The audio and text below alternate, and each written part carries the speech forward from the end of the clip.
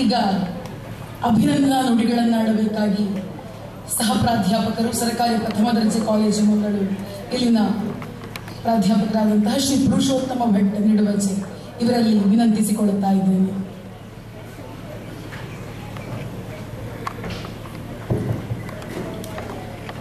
ಗುರು ಬ್ರಹ್ಮ ಗುರು ವಿಷ್ಣು ಗುರುದೇವೋ ಮಹೇಶ್ವರ ಗುರು ಸಾಕ್ಷಾತ್ ಪರಬ್ರಹ್ಮ ತಸ್ಮೈ ಶ್ರೀ ಗುರವೇ ನಮಃ.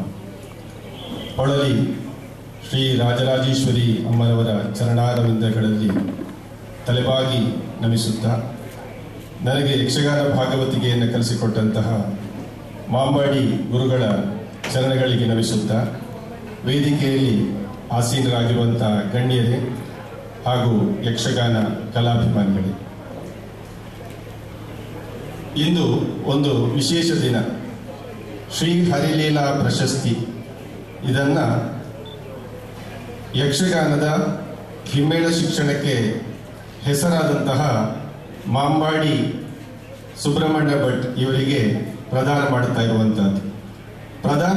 ಇರುವಂತಹ ವೇದಿಕೆ ಶ್ರೀ ಹರಿನಾರಾಯಣ ಬೈಪಡಿತಾಯರು ಮತ್ತು ಲೀಲಾವತಿ ಬೈಪಡಿತಾಯರು. ಇವರು ಕೂಡ ಯಕ್ಷಗಾನದ ತೆಂಕುತಿಟ್ಟಿನ ಯಕ್ಷಗಾನದ ಹಿಮ್ಮೇಳನ ಶಿಕ್ಷಣದಲ್ಲಿ ಬಹಳ ಹೆಸರುವಾಸಿಯಾದವರು ಮತ್ತು ಅನೇಕ ಶಿಷ್ಯರನ್ನು ಹೊಂದಿದಂಥವರು. ಒಬ್ಬ ಗುರುವಿನಿಂದ ವಿದ್ಯೆ ಕಲಿತಂಥವರು ಇನ್ನೊಬ್ಬ ಗುರುವಿಗೆ ಸನ್ಮಾನ ಮಾಡುವಂತಹ ಒಂದು ವಿಶೇಷ ಕಾರ್ಯಕ್ರಮ. ಸಾಮಾನ್ಯವಾಗಿ ನಾವು ಯಾವುದೇ ಕಲಾ ಪ್ರಕಾರ ಇರಲಿ, ಒಬ್ಬ ಗುರು ಮತ್ತು ಅವರ ಶಿಷ್ಯರು ಇನ್ನೊಬ್ಬ ಗುರುವನ್ನು ಆಕ್ಸೆಪ್ಟ್ ಮಾಡೋದು ಬಹಳ ಕಡಿಮೆ. ಆದರೆ ಇಲ್ಲಿ ಹಾಗಿಲ್ಲ. ಮಾಂಬಾಡಿ ಗುರುಗಳಲ್ಲಿ ಕಲಿತಂತಹ ವಿದ್ಯಾರ್ಥಿಗಳು ಅದೇ ರೀತಿಯಲ್ಲಿ ಬೈಪಡಿತಾಯರ ಶಿಷ್ಯರು ಒಂದೇ ವೇದಿಕೆಯಲ್ಲಿ ಒಟ್ಟಿಗೆ ವಿಜೃಂಭಿಸ್ತಾರೆ. ಪರಸ್ಪರ ಒಂದು ಗೌರವದಿಂದ ಅವರು ಭಾಗವಹಿಸ್ತಾರೆ. ಆದ್ದರಿಂದ ಇಂತಹ ಒಂದು ಸನ್ನಿವೇಶದಲ್ಲಿ ಇಂತಹ ಪ್ರಶಸ್ತಿಯನ್ನು ಬೈಪಡಿತಾಯ ಶಿಷ್ಯರು ಕೊಡುವುದಕ್ಕೆ ಮುಂದಾಗಿರುವಂತಹದ್ದು ಅವರ ಹೃದಯ ವೈಶಾಲ್ಯತೆಗೆ ಸಾಕ್ಷಿ. ಕೆಲವು ದಿನಗಳ ಹಿಂದೆ ಅವಿನಾಶ್ ಬೈಪಡಿತಾಯರು ನನಗೆ ಒಂದು ದೂರವಾಣಿ ಕರೆ ಮಾಡಿದರು. ಮಾಂಬಾಡಿ ಗುರುಗಳಿಗೆ ಹರಿಲೀಲಾ ಯಕ್ಷಗಾನ ಪ್ರಶಸ್ತಿಯನ್ನು ನೀಡ್ತಾ ಇದ್ದೇವೆ, ಅಭಿನಂದನಾ ಭಾಷಣವನ್ನು ನೀವು ಮಾಡಬೇಕು ಅಂತ ಹೇಳಿದರು. ನಾನು ವೇದಿಕೆಯಲ್ಲಿ ಭಾಷಣಕ್ಕೆ ಹೋಗುವುದು ಬಹಳ ಕಡಿಮೆ, ನಾನು ಭಾಷಣಕಾರನಲ್ಲ. ನನಗೆ ಒಂದು ರೀತಿಯಲ್ಲಿ ಸಂತೋಷ ಆಯಿತು. ಯಾಕೆಂದ್ರೆ ನನ್ನ ಗುರುಗಳಿಗೆ ನಾನು ಅಭಿನಂದನೆಯನ್ನ ಹೇಳುವಂತಹದ್ದು ನನಗೆ ಸಿಕ್ಕಿದಂತ ಒಂದು ಯೋಗ. ಆದ್ರಿಂದ ತಕ್ಷಣ ನಾನು ಒಪ್ಪಿಕೊಂಡೆ. ಇನ್ನು ಅಡುಗು ಏನು ಅಂತ ಹೇಳಿದ್ರೆ, ವೇದಿಕೆಯಲ್ಲಿ ಡಾಕ್ಟರ್ ಪ್ರಭಾಕರ ಜೋಶಿ ಅವರಿದ್ದಾರೆ, ಹಿರಿಯ ವಿದ್ವಾಂಸರಿದ್ದಾರೆ. ಅವರ ಎದುರಿನಲ್ಲಿ ನಾನು ಈ ಒಂದು ಅಭಿನಂದನೆಗೆ ಯಾವ ರೀತಿ ನ್ಯಾಯ ಕೊಡ್ತೇನೋ ಅಂತ ಗೊತ್ತಿಲ್ಲ ಅಂತ ಹೇಳುವಂತ ಒಂದು ಅಡುಗು ಕೂಡ ನನ್ನಲ್ಲಿ ಇದೆ. ಮಾಂಬಾಡಿ ಗುರುಗಳು ಯಕ್ಷಗಾನದ ಹಿಮ್ಮೇಳ ಶಿಕ್ಷಣ ಅಂತ ಹೇಳಿದ ಕೂಡಲೇ ನಮಗೆ ನೆನಪಾಗುವಂಥದ್ದು ಮಾಂಬಾಡಿ ನಾರಾಯಣ ಭಾಗವತರು, ಮಾಂಬಾಡಿ ಸುಬ್ರಹ್ಮಣ್ಯ ಭಟ್ ಗುರುಗಳ ತೀರ್ಥರೂಪರು. ಅವರು ಕೂಡ ಯಕ್ಷಗಾನದ ತರಬೇತಿಯನ್ನ ಮಾಡ್ತಾ ಇದ್ದಂಥವರು. ಅವರಲ್ಲಿ ಅದೆಷ್ಟೋ ಜನ ಕಲಿತು ಹೋಗಿರುವಂತಹದ್ದನ್ನ ಎಲ್ರಿಗೂ ತಿಳಿಯುವಂತಹದ್ದು.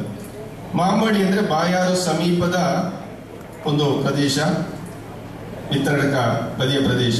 ನನ್ನ ಊರು ಕೂಡ ಬಾಯಾರೆ, ನಿಡುವಜೆ. ಇಲ್ಲಿಂದ ಮಾಂಬಾಡಿಗೆ ಹೆಚ್ಚು ಕಡಿಮೆ ಒಂದು 3-4 ಮೈಲು ಬಹುಶಃ ಇರಬಹುದೇನೋ. ನಾನು ಮಾಂಬಾಡಿ ಗುರುಗಳನ್ನ ನನ್ನ ಚಿಕ್ಕಂದಿನಲ್ಲಿ ಬಹುಶಃ ನೋಡಿದ್ದಿಲ್ಲ. ನನ್ನ ಶಿಕ್ಷಣ ಇತ್ಯಾದಿಗಳಿಗಾಗಿ ನಾನು ಬೇರೆ ಬೇರೆ ಊರುಗಳಲ್ಲಿದ್ದ ಕಾರಣ ಅವರನ್ನು ನೋಡಿದಿರ್ಲಿಕ್ಕಿಲ್ಲ. ಅವರನ್ನು ನಾನು ನೋಡಿದ್ದು 1996-97 ಅವರ ಕಟೀಲು ಮೇಳದಲ್ಲಿ ತಿರುಗಾಟ ಮಾಡ್ತಾ ಇದ್ದಾಗ ಕೋಟೆಕಾರ ಬೀರಿ ಹತ್ರ ಒಂದು ಯಕ್ಷಗಾನ ಆಗ್ತಾ ಇತ್ತು. ಅಲ್ಲಿಗೆ ಹೋಗಿದ್ದೆ. ಅಲ್ಲಿ ಹೋದಾಗ ಬೊಟ್ಟಿಗೆರೆ ಪುರುಷೋತ್ತಮ ಪೂಂಜರ ಭಾಗವತಿಕೆ ಮಾಂಬಾಡಿ ಗುರುಗಳು ಮುಖ್ಯ ಮದ್ಲೆಗಾರರಾಗಿ ಅಲ್ಲಿ ಕೆಲಸ ಮಾಡ್ತಾ ಇದ್ರು. ಅಲ್ಲಿ ಅವರನ್ನು ನಾನು ಸರಿಯಾಗಿ ನೋಡಿದ್ದಾವಾಗಲೇ ಮಾಂಬಾಡಿ ಸುಬ್ರಹ್ಮಣ್ಯ ಭಟ್ ಇವರು 1949ರಲ್ಲಿ ಮಾಂಬಾಡಿ ನಾರಾಯಣ ಭಾಗವತರು ಮತ್ತು ಲಕ್ಷ್ಮೀ ಅಮ್ಮನವರ ಸುಪುತ್ರರಾಗಿ ಜನಿಸ್ತಾರೆ. ಇವರಿಗೆ 3 ಮಂದಿ ಸಹೋದರರು, 2 ಸಹೋದರರು. ಅವರ ಪುತ್ರ ವೇಣುಗೋಪಾಲ, ನಮಗೆಲ್ಲ ಗೊತ್ತಿರುವ ಹಾಗೆ ಇವತ್ತು ಯಕ್ಷಗಾನ ಹಿಮ್ಮೇಳದಲ್ಲಿ ಬಹಳ ಪ್ರಸಿದ್ಧಿಯನ್ನು ಪಡೆಯುತ್ತಿರುವಂಥವರು. ಹಾಗೆ ಪ್ರಸನ್ನ, ನಾರಾಯಣ ಪ್ರಸನ್ನ. ಯಕ್ಷಗಾನ ಕ್ಷೇತ್ರದಲ್ಲಿ ನಾವು ಬಹಳಷ್ಟು ಕಲಾವಿದರನ್ನು ಕಾಣ್ತೇವೆ. ಅದು ಒಳ್ಳೆಯ ಕಂಠಶ್ರೀ ಹೊಂದಿರುವಂತಹ ಭಾಗವತರುಗಳಿರ್ಬೋದು, ಚೆಂಡೆ ಮದ್ದಲೆ ವಾದಕರಿರ್ಬೋದು. ಆದರೆ ಅದನ್ನು ಹೇಳಿಕೊಡುವ ವಿಷಯಕ್ಕೆ ಬಂದಾಗ ಎಷ್ಟೋ ಮಂದಿ ಅದರಲ್ಲಿ ವೈಫಲ್ಯವನ್ನು ಕಾಣ್ತಾರೆ. ಹೇಳಿಕೊಡುವುದು, ರಂಗದಲ್ಲಿ ವಿಜೃಂಭಿಸುವುದು ಬೇರೆ, ಹೇಳಿಕೊಡುವಂಥದ್ದು ಬೇರೆ. ಆದರೆ ಮಾಂಬಾಡಿ ಗುರುಗಳು ಯಕ್ಷಗಾನ ರಂಗದಲ್ಲಿಯೂ ಸೈ ಎನಿಸಿಕೊಂಡಂಥವರು. ಅದೇ ರೀತಿಯಲ್ಲಿ ಯಕ್ಷ ಶಿಕ್ಷಣಕ್ಕೆ ಕೂಡ ಬಹಳ ಹೆಸರಾದಂಥವರು. ಇವತ್ತು ತೆಂಕುತಿಟ್ಟಿನ ಹಿಮ್ಮೇಳದ ಬಗ್ಗೆ ಅದು ಹೀಗೆ ಇರಬೇಕು, ಇದಮಿತ್ತಂ ಅಂತ ಹೇಳಬೇಕು ಅಂತ ಇದ್ರೆ ಅವರದು ಮಾಂಬಾಡಿ ಗುರುಗಳು ಕೂಡ ಅದರಲ್ಲಿ ಒಬ್ಬರು ಅಂತ ನಾವು ಖಂಡಿತವಾಗಿ ಹೇಳಬಹುದು. ಸಾಧಾರಣವಾಗಿ ನಾನು ಭಾಗವತಿಕೆಯನ್ನು ಕಲಿಯಕ್ಕೆ ಆರಂಭ ಮಾಡಿದ ಸಂದರ್ಭದಲ್ಲಿ ನನಗಾದ ಕೆಲವು ಅನುಭವಗಳು. ಮಾಂಬಾಡಿ ಗುರುಗಳಿಂದ ಕಲಿತು ವೇದಿಕೆಗೆ ಹೋಗುವ ಮೊದಲೇ ನಮ್ಮ ಜೊತೆಗಿರುವ ಚೆಂಡೆ ಮದ್ದಲೆಗಾರರಾಗಿರ್ಬೋದು ಅಥವಾ ಕಲಾವಿದರಾಗುವವರು ಕೇಳ್ತಾರೆ, ನೀವು ಯಾರಲ್ಲಿ ಅಭ್ಯಾಸ ಮಾಡಿದ್ದು ಅಂತ. ಹೇಳುವಾಗ ನಾವು ಹೇಳ್ತೇವೆ, ನಾವು ಮಾಂಬಾಡಿ ಗುರುಗಳಲ್ಲಿ ಅಭ್ಯಾಸ ಮಾಡಿದ್ದು ಅಂತ. ಆಗ ತಕ್ಷಣ ಅವರ ಪ್ರತಿಕ್ರಿಯೆ ಅಂತ ಹೇಳಿದ್ರೆ, ಓ ಮಾಂಬಾಡಿ ಗುರುಗಳಲ್ಲಿ ಅಭ್ಯಾಸ ಮಾಡಿದ್ದ, ಹಾಗಾದ್ರೆ ಅದು ಸರಿ ಇರ್ತದೆ ಅಂತ. ನಮ್ಮ ಪರ್ಫಾರ್ಮೆನ್ಸ್ ನೋಡಿರುವುದಿಲ್ಲ. ಅಂದ್ರೆ ಅದು ಆ ಗೌರವ ಸಿಗುವಂಥದ್ದು ಮಾಂಬಾಡಿ ಗುರುಗಳಿಗೆ. ಯಾಕಂದ್ರೆ ಅವರು ಅಷ್ಟು ಸರಿಯಾಗಿ ಕಲಿಸದೆ ಅವರು ಒಬ್ಬ ವಿದ್ಯಾರ್ಥಿಯನ್ನ ಮುಂದೆ ಹೋಗ್ಲಿಕ್ಕೆ ಬಿಡುವುದಿಲ್ಲ. ಅಂದ್ರೆ ಅಷ್ಟು ಸರಿಯಾಗಿ ಪರಿಪಕ್ವತೆ ಹೊಂದಿದ ಮೇಲೆ ಹೋಗುವುದಕ್ಕೆ ಅವಕಾಶ ಮಾಡಿಕೊಡ್ತಾರೆ. ಮಾಂಬಾಡಿ ಗುರುಗಳು ಇವರದ್ದು ಯಕ್ಷಗಾನ ಕ್ಷೇತ್ರದಲ್ಲಿ ಒಂದು ರೀತಿಯ ತ್ರಿವಿಕ್ರಮ ಅವತಾರ. ಅವರು ಚೆಂಡೆ ಮದ್ದಲೆಯನ್ನು ಕಲಿಸ್ತಾರೆ, ಭಾಗವತಿಕೆಯನ್ನು ಕಲಿಸ್ತಾರೆ. ಮಾಂಬಾಡಿ ಗುರುಗಳು ಕಲಿತದ್ದು 7ನೇ ತರಗತಿ ಮಾತ್ರ. ತಮ್ಮ ಪ್ರಾಥಮಿಕ ಶಿಕ್ಷಣವನ್ನ 7ನೇ ತರಗತಿಯಲ್ಲಿ ಮೊಟಕುಗೊಳಿಸ್ತಾರೆ. ಇತ್ತೀಚೆಗೆ ಒಂದು ಸಂದರ್ಶನದಲ್ಲಿ ಅವರ ಮಾತುಗಳನ್ನು ಕೇಳಿದೆ. ಅವರು ಹೇಳಿದರು, ನಾನು 7ನೇ ತರಗತಿಯಲ್ಲಿ ಶಾಲೆಯನ್ನು ಬಿಡಬೇಕಾಯಿತು. ಯಾಕೆಂದ್ರೆ ಅಧ್ಯಾಪಕರೊಬ್ಬರು ಇಂಥದ್ದೊಂದು ಕಲ್ತುಕೊಂಡು ಬಾ, ಇಲ್ಲದ್ರೆ ಚರ್ಮ ಸುಲಿತೇನೆ ಅಂತ ಹೇಳಿದರು. ಆದ್ರಿಂದ ಆ ಚರ್ಮ ಸುಲಿಯೋ ಕೆಲಸ ಅಧ್ಯಾಪಕರಿಗೆ ಬೇಡ ಅಂತ ಹೇಳಿ ನಾನೇ ಶಾಲೆಯನ್ನು ಬಿಟ್ಟೆ ಅಂತ ಹೇಳಿ ಅವರೊಂದು ಸಂದರ್ಶನ ಹೇಳ್ತಾ ಇದ್ರು. ಶಾಲಾ ಶಿಕ್ಷಣಕ್ಕೆ ವಿದಾಯ ಹೇಳಿ ಆಮೇಲೆ ಅವರು ಮುಲ್ಕಿ ಮೇಳಕ್ಕೆ ಹೋದ್ರು. ಅಲ್ಲಿ ದೊಡ್ಡ ದಿಗ್ಗಜರಿದ್ದಂತಹ ಮೇಳ ಆದಾಗ ಅಂತಹ ಮೇಳದಲ್ಲಿ ಸ್ವಲ್ಪ ಸಮಯ ತಿರುಗಾಟ ಮಾಡಿ ಆಮೇಲೆ ಸುಮಾರು 20 ವರ್ಷಗಳ ಕಾಲ ಹಲವಾರು ಮೇಳಗಳಲ್ಲಿ ತಮ್ಮ ಯಕ್ಷ ಪಯಣವನ್ನ ಮಾಡಿದಂಥವರು ಮಾಂಬಾಡಿ ಗುರುಗಳು. ಮಾಂಬಾಡಿ ಗುರುಗಳು ತಮ್ಮ ಪ್ರಾಥಮಿಕ ಶಿಕ್ಷಣ, ಯಕ್ಷಗಾನದ ಪ್ರಾಥಮಿಕ ಶಿಕ್ಷಣ ಮನೆಯಲ್ಲೇ ತರಗತಿಗಳಾಗ್ತಾ ಇತ್ತು. ತರಗತಿ ಆಗ್ತಾ ಇದ್ದಾಗ ಅದನ್ನು ಕೇಳಿ ಕಲ್ತವರು. ಮಾಂಬಾಡಿ ನಾರಾಯಣ ಭಾಗವತರಿಂದ ಕೇಳಿ ಕಲ್ತವರು.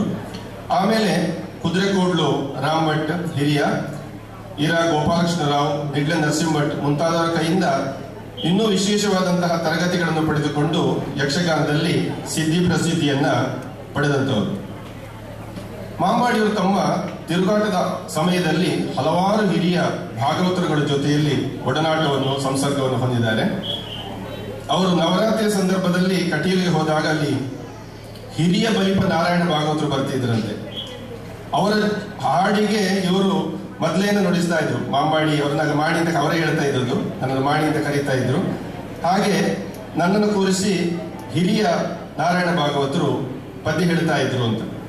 ಆಮೇಲೆ ಮೇಳಗಳಲ್ಲಿ ಅಥವಾ ಹಿರಿಯ ಬಲಿಪ ನಾರಾಯಣ ಭಾಗವತರು ಕಿರಿಯ, ಅಗರಿ ಶ್ರೀನಿವಾಸ ಭಾಗವತರು, ಧರ್ಮಸ್ಥಳ ಮೇಳದಲ್ಲಿ ಕಡತೋಕ ಮಂಜುನಾಥ ಭಾಗವತರು, ಇರಾ ಗೋಪಾಲಕೃಷ್ಣ ಭಾಗವತರು, ದಾಮೋದರ ಮಂಡೇಚ, ಪುತ್ತಿಗೆ ರಾಮಕೃಷ್ಣ ಜೋಯಿಸರು, ಪುತ್ತಿಗೆ ತಿಮ್ಮಪ್ಪರೈ, ಪುತ್ತಿಗೆ ರಘುರಾಮ ಹೊಳ್ಳ, ಪೊಲ್ಯ ಲಕ್ಷ್ಮೀನಾರಾಯಣ ಶೆಟ್ಟಿ, ಬೊಟ್ಟಿಕೆರೆ ಪುರುಷೋತ್ತಮ ಪುಂಜ, ಕುಬಡೂರು ಶ್ರೀಧರರಾವ್, ದಾಸರಬೈಲು ಚನಿಯ ನಾಯ್ಕ, ಕರ್ನೂರು ಕೊರಗಪ್ಪರೈ, ಸರ್ಪಾಡಿ ಶಂಕರನಾರಾಯಣ ಕಾರಂತ, ಕುರಿಯ ಗಣಪತಿ ಶಾಸ್ತ್ರಿ, ತಿರುಮಲೇಶ್ವರ ಶಾಸ್ತ್ರಿ, ಪದ್ಯಾಣ ಗಣಪತಿ ಭಟ್, ಹೀಗೆ ಹಲವಾರು ಭಾಗವತರುಗಳ ಜೊತೆಯಲ್ಲಿ ವ್ಯವಸಾಯಿ ಮೇಳಗಳಲ್ಲಿ ಮತ್ತು ಹವ್ಯಾಸಿಯಾಗಿ ಬಿಡುವಿದ್ದಾಗ ಹವ್ಯಾಸಿಯಾಗಿ ಕೂಡ ಚೆಂಡೆ ಮದ್ದಲೆ ನುಡಿಸಿದವರು.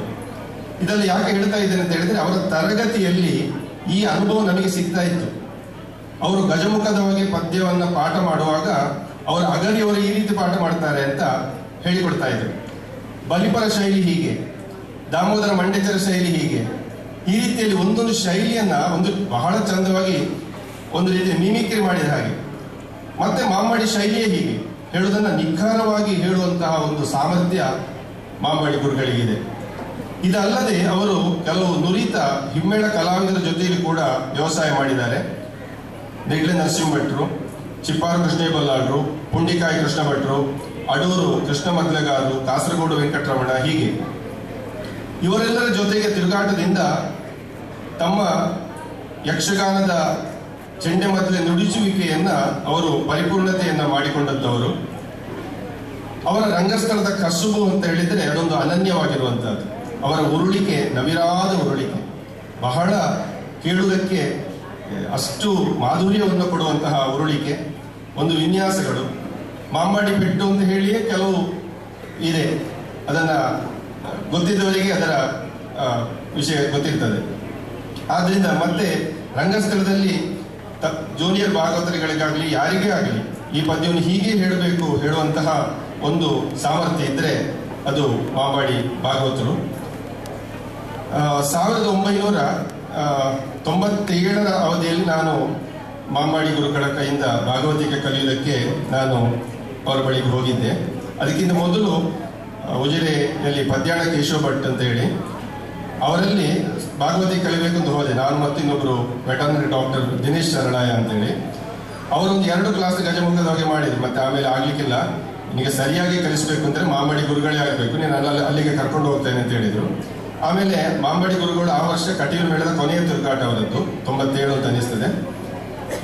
ಅಲ್ಲಿ ಸೇವೆ ಆಟ ದಿವಸ ಗುರುಗಳನ್ನು ಪರಿಚಯ ಮಾಡಿದ್ರು. ಆಗ ಹೇಳಿದ್ರು, ನೀನು 10ರ ಕ್ಲಾಸಿಗೆ ಬಾ, ಅಲ್ಲಿ ಭಾಗವತಿಗೆ ನನ್ನ ಕ್ಲಾಸ್ ಆಗ್ತದೆ, ಅಲ್ಲಿ ಹೇಳಿಕೊಡ್ಬೋದು ಅಂತ.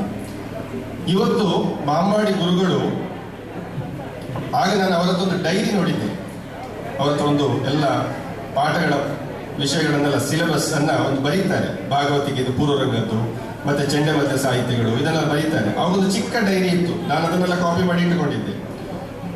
ಒಂದು 20 ವರ್ಷಗಳ ಈಚೆಗೆ ಒಂದು ಸಲ ನೋಡಿದೆ, ಆ ಡೈರಿ ಬೃಹದಾಕಾರವಾಗಿ ಬೆಳೆದಿದೆ. ಅಂದ್ರೆ ಅವರು ಕ್ಲಾಸ್ ಮಾಡ್ತಾ ಮಾಡ್ತಾ ಮಾಡ್ತಾ ಮಾಡ್ತಾ ಹಲವಾರು ಹೊಸ ಪೆಟ್ಟುಗಳನ್ನು ರಿಸರ್ಚ್ ಮಾಡಿದ್ದಾರೆ.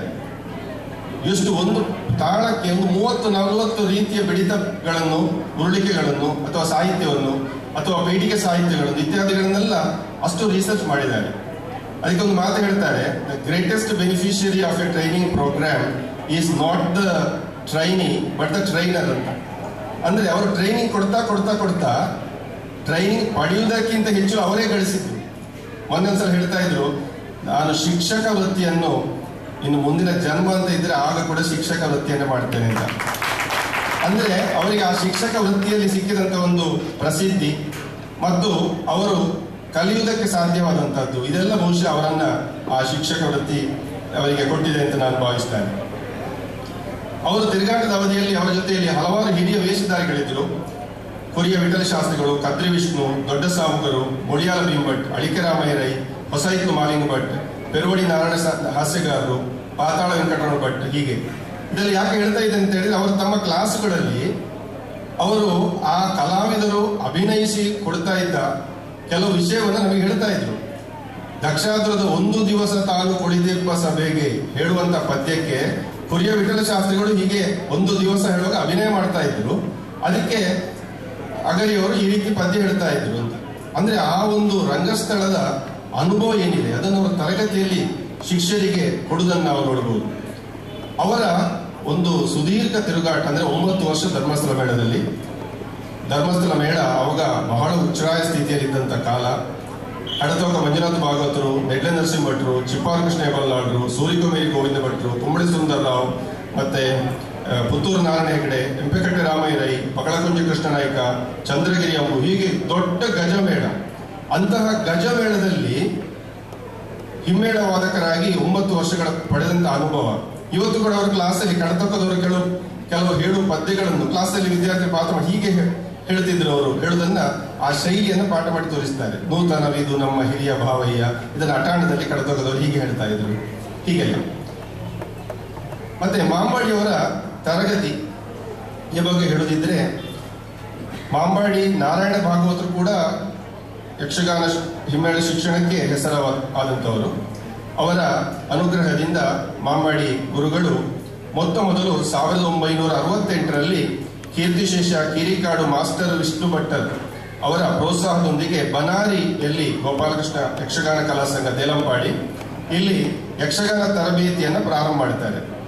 ವಿಶ್ವ ವಿನೋದ ಬನಾರಿ ಇವರ ಮೊದಲ ಶಿಷ್ಯ, ಕುಮಾರ ಸುಬ್ರಹ್ಮಣ್ಯ ಒಳಕೊಂಜ, ದೇಲಂಪಾಡಿ ಅಣ್ಣಯ್ಯಗೌಡ ಮುಂತಾದವರು ಇವರ ಕಡೆಯಿಂದ ತರಬೇತಿಗೊಂಡಂತಹ ಶಿಷ್ಯರು. ಅವಿಭಜಿತ ದಕ್ಷಿಣ ಕನ್ನಡ ಜಿಲ್ಲೆ, ಕಾಸರಗೋಡು, ಸುಳ್ಯ, ಪುತ್ತೂರು, ಮೂಡಬಿದಿರೆ ಹೀಗೆ ಹಲವಾರು ಕಡೆಗಳಲ್ಲಿ ಸುಮಾರು 80ಕ್ಕಿಂತಲೂ ಹೆಚ್ಚು ಪ್ರದೇಶಗಳಲ್ಲಿ ಯಕ್ಷಗಾನ ತರಬೇತಿ ಕ್ಲಾಸ್ಗಳನ್ನು ಮಾಡಿದವರು ಗುರುಗಳು.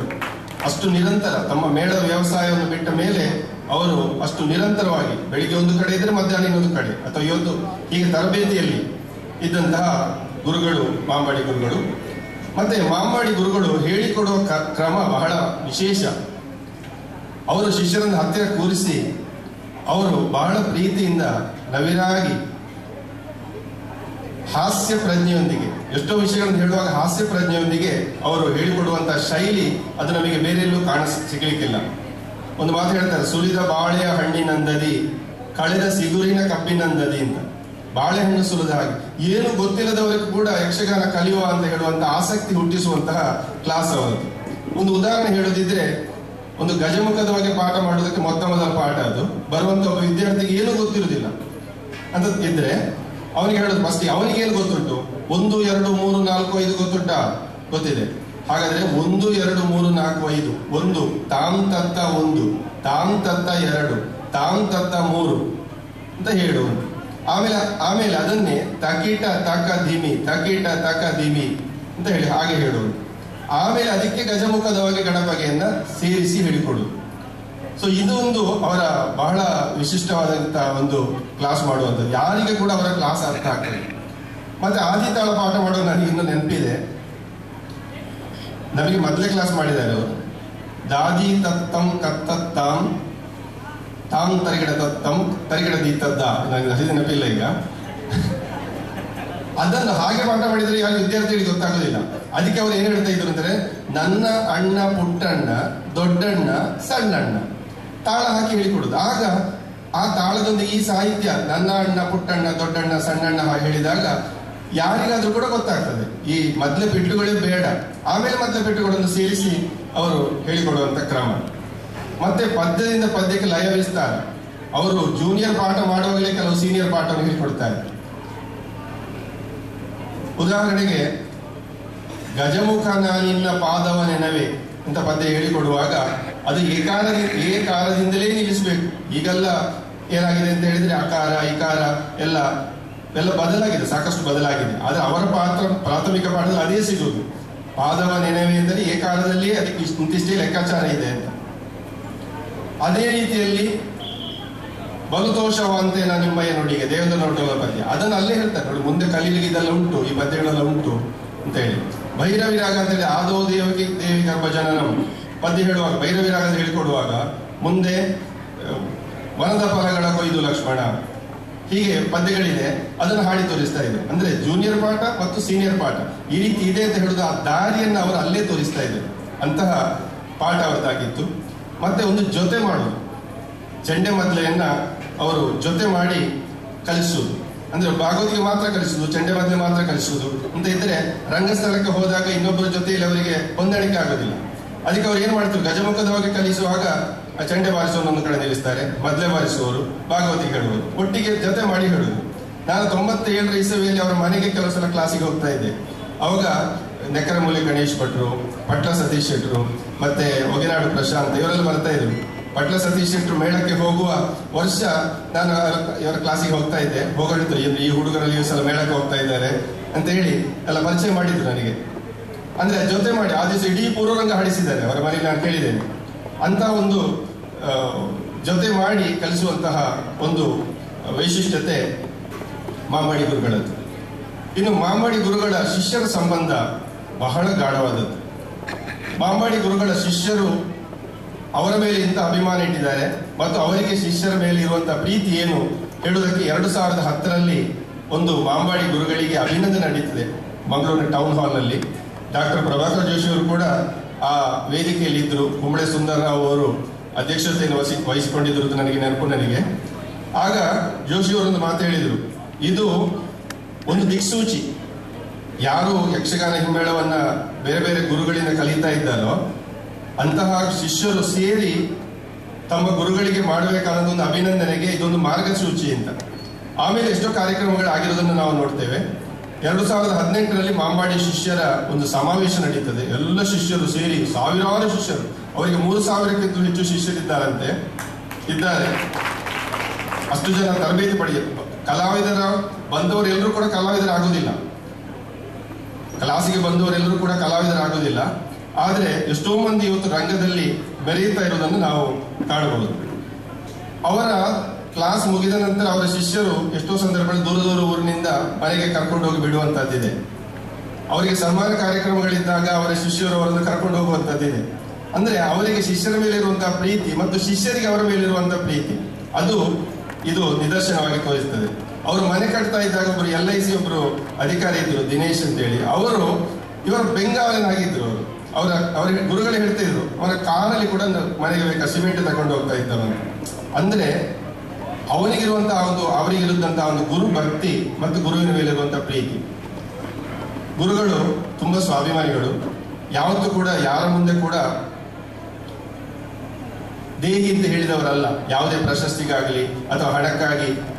ಯಕ್ಷಗಾನ ತರಗತಿಯಿಂದ ಅವರಿಗೆ ಧನ ಪ್ರಯೋಜನ ಆಗ್ತಾ ಇತ್ತು, ಆದ್ರೆ ಅದಕ್ಕಾಗಿ ಅವರು ಎಂದೂ ಕೂಡ ನೋಡಿದವರಲ್ಲ. ನಾವು ಎಷ್ಟೋ ಸಲ ನೋಡ್ತಾನೆ ಇಷ್ಟೇ ಫೀಸ್ ಕೊಡಬೇಕು ಅಂತ ಅವರು ಕೇಳಿದವರಲ್ಲ. ಕೊಟ್ಟದನ್ನು ತೆಗೆದುಕೊಂಡು ಹೋಗುವಂತದ್ದು, ಅದು ಎಷ್ಟು ಅಂತ ಕೂಡ ಅವರು ನೋಡುವುದಿಲ್ಲ. ಅವರ ಮಕ್ಕಳು ಚಿಕ್ಕವರಿದ್ದಾಗ ಮಕ್ಕಳ ವಿದ್ಯಾಭ್ಯಾಸಕ್ಕಾಗಿ ಹೇಳುವಂತಹ ಕಾರಣದಿಂದ ಟೌನ್ ಹಾಲ್ 1-2 ಆಟ ಮಾಡಿದ್ರು. ಇದನ್ನು ಯಾಕೆ ಹೇಳ್ತಾ ಇದ್ದೇನೆ ಅಂತ ಹೇಳಿದ್ರೆ, ಆ ಆಟ ಮಾಡಿದ ಸಂದರ್ಭದಲ್ಲಿ ಅವರ ಶಿಷ್ಯರು ಟಿಕೆಟ್ನ ಆಟ ಅದು ಮಾರ್ತಾ ಇದ್ರು. ಮಾರಿ ಹಣ ತಂದು ಕೊಡುವ ಇವರಿಗೆ ಅದನ್ನು ಏನೂ ಲೆಕ್ಕ ಕೇಳುವುದಿಲ್ಲ. ಕೊಟ್ಟದನ್ನು ಸಾಕು ಸಾಕು ಸಾಕು ಅಂತ ಹೇಳ್ತಾ ಇದ್ರು. ಅಂದ್ರೆ ಅವರಿಗೆ ಆ ಒಂದು ಹಣದ ಬಗ್ಗೆ ಆಗಲಿ ಅಥವಾ ಅದರ ಏನೋ ಒಂದು ವ್ಯಾಮೋಹವೇ ಇರಲಿಲ್ಲ.